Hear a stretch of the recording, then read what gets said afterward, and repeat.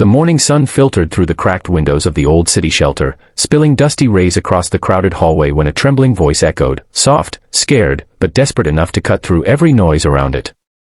A thin boy stood there, clutching his little sister whose legs hung lifelessly, her body exhausted from battles far too big for her age. The boy's eyes, dark, worried, and full of something close to surrender, rose toward the tall man standing in front of him, a sharply dressed single father, a CEO visiting for charity inspections, whose life was worlds apart from theirs. And yet, in that moment, their worlds collided. It was then the boy whispered the words that froze the room and cracked the man's heart open. "Sir, my sister can't walk, can we please stay with you? If you believe kindness creates second chances, please like, comment, share, and subscribe to Threads of Kindness. It truly helps spread these stories to more hearts." Arif Kalin, a widowed CEO known for precision, discipline, and controlling every outcome, felt his usually steady breath waver. He hadn't expected anything emotional today. He was simply here to donate, sign papers, inspect renovations, and return to his carefully structured life. But the sight of the siblings, Lior, barely 10, and his fragile sister Amina, shook something deep in him. There was a heaviness behind the boy's request, a kind of quiet suffering that didn't need words to be understood. Arif had seen financial struggles, business collapses, and corporate cruelty, but the raw fear in Lior's face made every tough deal of his life look trivial. He asked the shelter staff for answers, but all they had were fragments. The children came from a broken home, had been wandering for weeks, and arrived with nothing but each other. Amina's legs had failed after an untreated fever, and Lior had been carrying her everywhere, schools, streets, shelters, hoping someone would help them. As the warm daylight filled the shelter, Arif found himself standing still, staring at the boy who could barely stand on his own feet from exhaustion. Lior kept shifting Amina's weight, as if refusing to let her suffer more. Arif had not intended to intervene personally. His life was already complicated with work pressure and raising his 8-year-old son Ronan.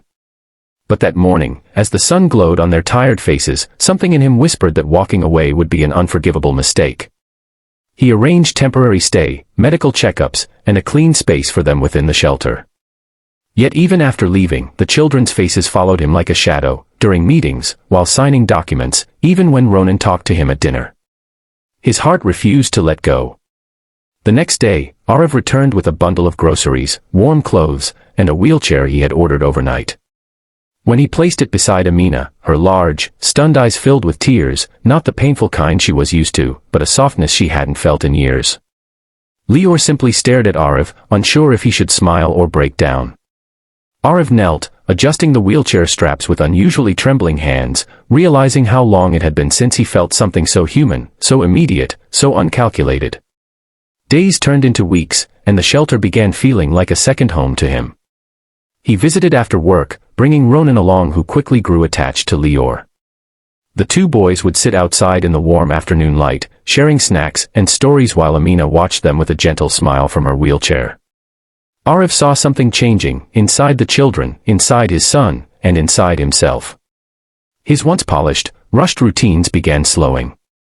He found himself staying longer each day, sometimes helping Amina with her exercises, sometimes talking to Lior about school and dreams he thought he'd never live long enough to see.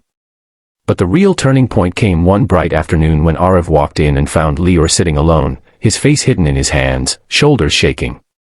The boy had always tried to be strong, always carried himself like a small guardian, but that day he broke, terrified Amina would never walk again, terrified they'd lose their place at the shelter, terrified of the world that had taken everything from them. Arif felt the ground shift beneath him.